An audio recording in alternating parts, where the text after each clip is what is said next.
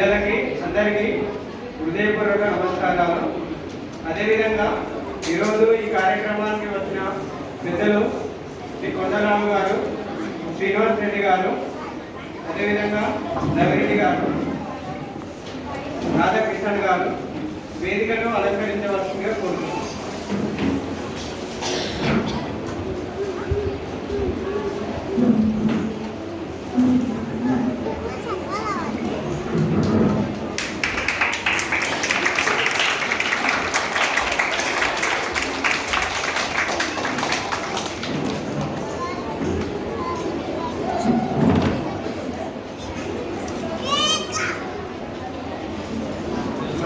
ఈ వేదిక మధ్యలో ఉన్న శ్రీ కొండరాము గారు, వీరు రాష్ట్రీయ స్వయం సంఘం గత 40 సంవత్సరాలుగా పనిచేస్తున్నారు. ప్రస్తుతం వీరు ఈ కుకట్పల్లి నగర మానవీయ సంఘచాలకుగా వ్యవహరిస్తున్నారు.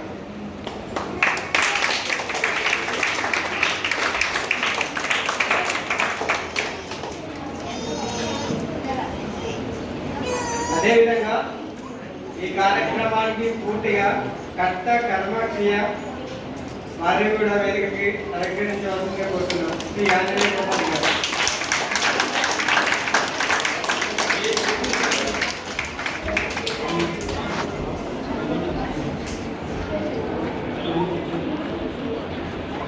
వీరు శ్రీ ఆంజనేయ ప్రసాద్ గారు గాంధీ ప్రతి స్వయం సేవకు గత 40 సంవత్సరాలుగా స్వయం సేవకుగా నిర్వహిస్తున్నారు. ప్రస్తుతం వీరు ఈ నగరానికి కుకట్పల్లి నగరానికి నగర ప్రచార ప్రముఖ సోషల్ మీడియా యాక్టివిటీస్ సంబంధించింది వాళ్ళు చూస్తూ ఉంటారు. వీరు ప్రజల్లో సాఫ్ట్వేర్ ఇంజనీర్గా పనిచేస్తున్నారు.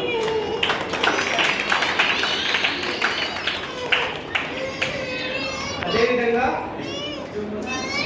సెకండ్లో ఉన్నవారు శ్రీ శ్రీనివాస్ గౌడ్ గారు, వీరు బీజేపీ లీగల్ కన్వీనర్గా పనిచేస్తున్నారు.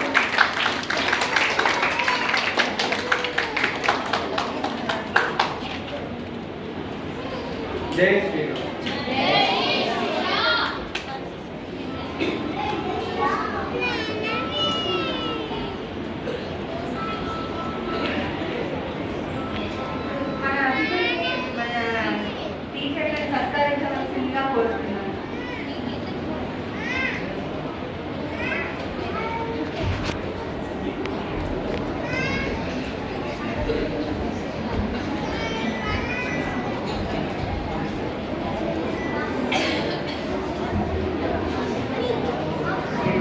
మనం మాట్లాడుకున్నాం కదా, టీచర్లు మనకి ఎంత మంచి టీచర్లు దొరికారంటే కదా, మీ పిల్లలు ఎంత బాగా చెప్పారు. 20-25 శ్లోకాలు చెప్పారు.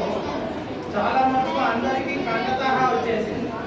మేము పుస్తకం ఇవ్వకపోయినా సరే వాళ్ళు నేర్చేసుకున్నారు. పుస్తకం ఇచ్చి ఉంటేనే ఇంకా ట్రై చేస్తూ ఉండాలి చూసి నేర్చుకోవడానికి. పుస్తకం చివరిలో అందుకే పెట్టింది. ఇప్పుడు కంఠతహా వచ్చేసింది. ఏమైనా డౌట్ ఉంటే పుస్తకం చూసుకొని కరెక్షన్లు చేసుకోవాలి అనేది మా ఉద్దేశం అండి. ఇప్పుడు మొదటగా సరస్వతి మేడం గారిని పైకి రావాలని కోరుతున్నాము. రావు గారు మా నుంచి ఒక చిన్న మీరు కార్డు చేస్తారు.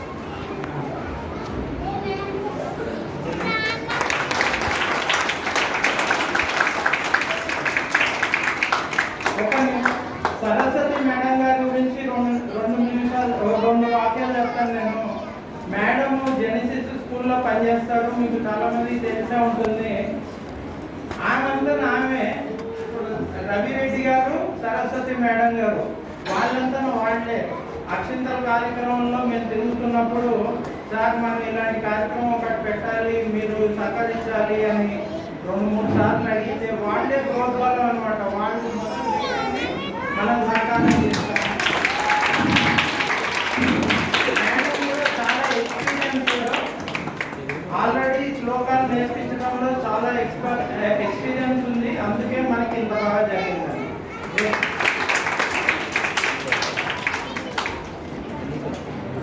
తర్వాత మన హరీష్ని రావాలి. హరీష్ని రాధాకృష్ణమూర్తి గారి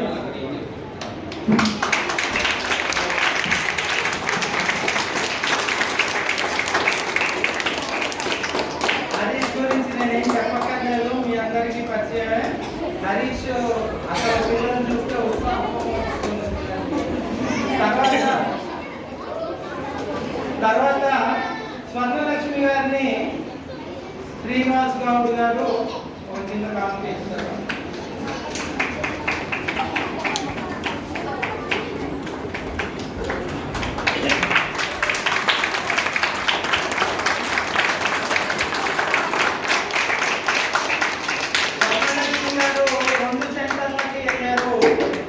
రామాలయము అటు శిశు మందిరం రెండు కవర్ చేస్తూ ఎక్కడ కుదిరితే అక్కడికి వెళ్ళి చేశాను. తర్వాత నందిని మేడంని పైకి రావాలని నందిని టీచర్ రవిరెడ్డి గారు ఇస్తారు.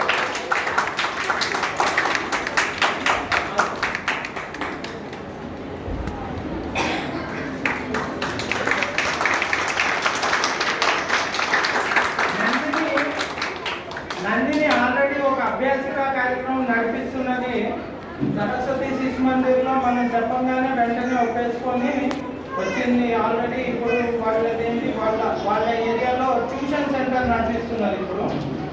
ఇట్లానే మన సరస్వతి శిశు మందిర్కి ఎక్స్టెండ్ చేస్తుంది.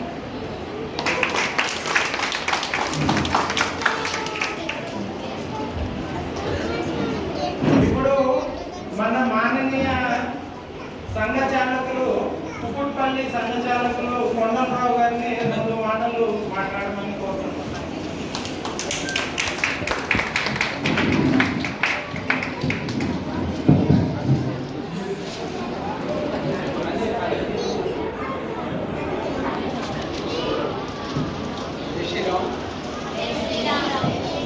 హలో, జై శ్రీరామ్.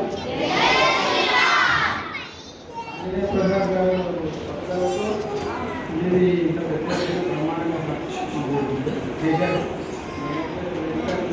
మాట్లాడకపోతే సిబ్బందితో మాటలు కాబట్టి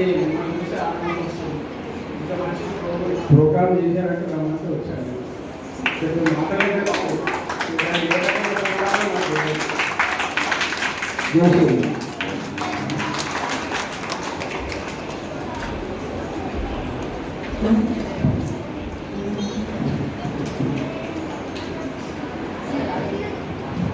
శ్రీనివాస్ గౌడ్ గారు 2 మాటలు.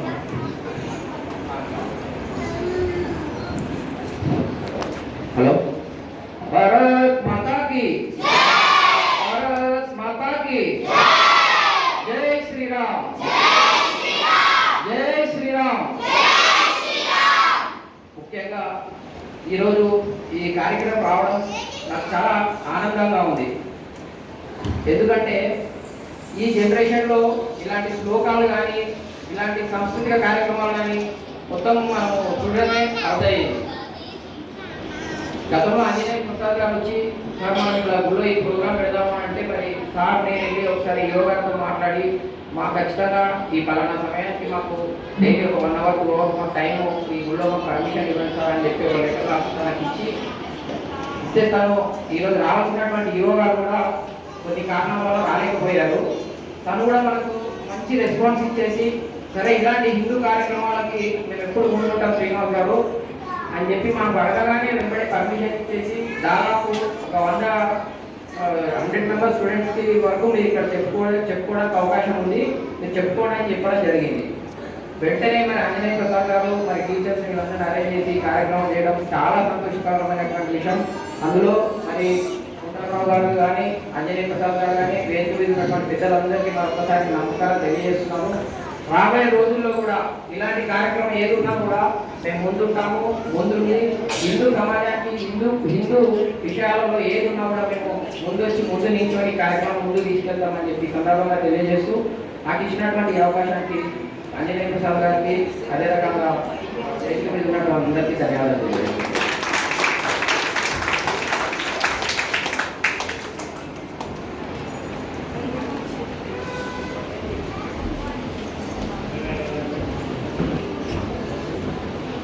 శ్రీ రాధాకృష్ణన్ గారిని మాట్లాడవలసిందిగా కోరుతున్నాం.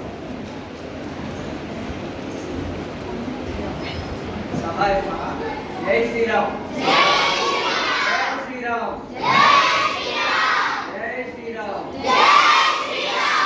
భారత్ మాతా కీ. మీరందరూ మీకు ఇచ్చిన పుస్తకంలో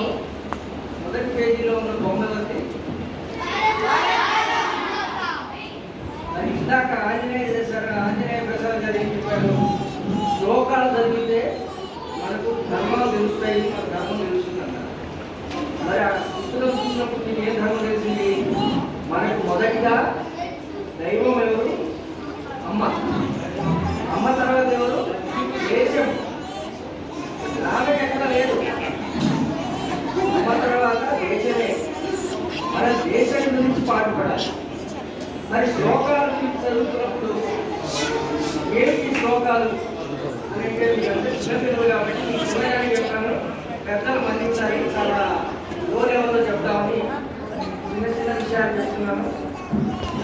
చిన్నపిల్లలందరూ వినాలి.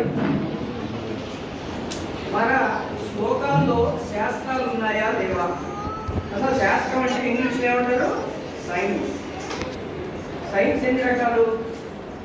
ఒకటి మెడికల్, వైద్య శాస్త్రం. తర్వాత ఇంజనీరింగ్ శాస్త్రం. తర్వాత మనుషులు అందరూ కలిసి ఎట్లా కలిసిమెలిసి ఉండాలి, ఒక కుటుంబ వ్యవస్థ. ముఖ్యంగా ఫస్ట్ మనకి చిన్నపిల్లలు కాబట్టి కుటుంబం గురించి తెలుసుకుందాం. ఒక ఫోటో ఉంది, మనందరం చూస్తుంటాం. పార్వతి, శివుడు, నంది, పులి, సింహం, నెమలి, ఎలుక అన్నీ ఉంటాయి. అక్కడ ఏమిటి? ఒక కుటుంబం, శివ కుటుంబం ఉన్నది. పులి సింహాన్ని చూస్తే ఎప్పుడు తిందామా ఆవుని ఎదురు చూసుకుంటుంది ఎద్దుని, కానీ ఎద్దు తెలుసు, ఎద్దుని శివుని తినదు. అట్లాగే నెమలిని పాము తినేద్దాము అనుకుంటుంది, పాముని నెమలి తినేద్దాం అనుకుంటుంది, కానీ తినదు. అందరూ కలిసిమెలిసి ఉంటారు. ఆ ఫోటో చూసినప్పుడు మనకి ఏమైంది? కలిసిమెలిసి ఉండాలి అని. అదేవిధంగా మనం చూస్తే శివుడి చేతిలో ఒక త్రిశూలం ఉంటుంది. ఏంటి త్రిశూలం ఎక్కడి నుంచి వచ్చింది? ఎవరు తయారు చేశాడు? దానికి ఒక ఇంజనీర్ కావాలి కదా. ఒక ఇంజనీర్ ఉంటే కానీ అది తయారు కాదు. నెమలి, ఎలుక ఇవన్నీ కొన్ని జంతువులేమో అడవిలో ఉండేవి, కొన్నేమో ఇంట్లో ఉండేవి, కొన్నేమో మనం ఉపయోగించేది. మరి అన్ని క్రూరముఖాలు ఉన్నాయి, మన ఇంట్లో పెంచుకునే ఉన్నాయి, అన్నీ కలిసిమెలిసి ఉన్నాయి. అదేవిధంగా ఉదాహరణకి ఇంకోటి సైన్స్గా ఇంజనీరింగ్కి మనకు దక్షిణాదిగా ఒక పెద్ద ఆలయం ఉన్నది.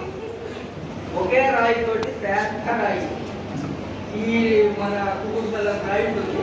దాన్ని తీసుకెళ్ళి పైన ఎక్కడో ఒక కొన్ని వందల అడుగులు ఎదురు పైన పెట్టారు. ఎలా పెట్టగలిగారు? గోపురం మీద. మరి అదంతా సైన్స్ ఆ రోజుల్లో పెట్టగలిగారు. అదేవిధంగా మన శ్లోకాలు అనేవి ఎట్లా వచ్చాయి? ఈ శ్లోకాలు రావడానికి ముఖ్య కారణం మన ఋషులు. ఇప్పుడు మిమ్మల్ని కూడా ఏం చేశారు? ఒక విశ్వామిత్ర వర్గం అని, ఒక వ్యాసమహర్షి వర్గం అని, అంతేకాని ఆడవాళ్ళ వర్గం ఉంది. కానీ ఇలా అందరూ చాలా మంది ఉన్నారు, భార్యలే ఉన్నారు, వాళ్ళు లేదు. కానీ మన ఋషుల పేర్లని వాళ్ళు అయినా కూడా అందులో వచ్చాయి. వాళ్ళందరూ ఏం చేశారంటే ఆ రోజుల్లో ఉన్నారా లేదా? ఉన్నారు, వాళ్ళు కూడా ఉన్నారు.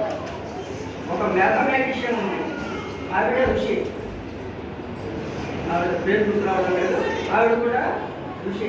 కాబట్టి మన మ్యాథమెటిషియన్ కానీ, అంటే లెక్కలు చెప్పేవాడు కానీ, మెడికల్ చెప్పేవాడు సుశ్రుతులు కానీ ఫస్ట్ మనకు ఇచ్చేయటం మొదలుపెట్టారు, ఆపరేషన్ చేయటం మొదలుపెట్టారు. ఆపరేషన్ ఎట్లా చేశారు? వాళ్ళు శ్లోకాలు చదివారు. శ్లోకాలు చదివే ఆ శ్లోకాలు ఉన్న తాత్పర్యం తెలుసుకొని అప్పుడు వాళ్ళు వైద్యం మొదలుపెట్టారు. అసలు శ్లోకం అంటే ఏంటి అంటే ఒక చిన్న ఉదాహరణ అనుకోవచ్చు. మనం ఇస్త్రీ పెట్టి పక్కనే ఇస్త్రీ వాడు మనకి ఇస్తాడు. అది ఏం చేశాడు? ఒక శ్లోకం లాగా తయారు చేశాడు. దాని తాత్పర్యం తెలుసుకుంటే విస్తరిస్తే అది పెద్ద చొక్కాలో చీలో ఆ విధంగా మన శ్లోకాన్ని చిన్నగా సంక్షిప్తంగా తెలుసుకుంటాం. దాని భావాన్ని తెలుసుకుంటే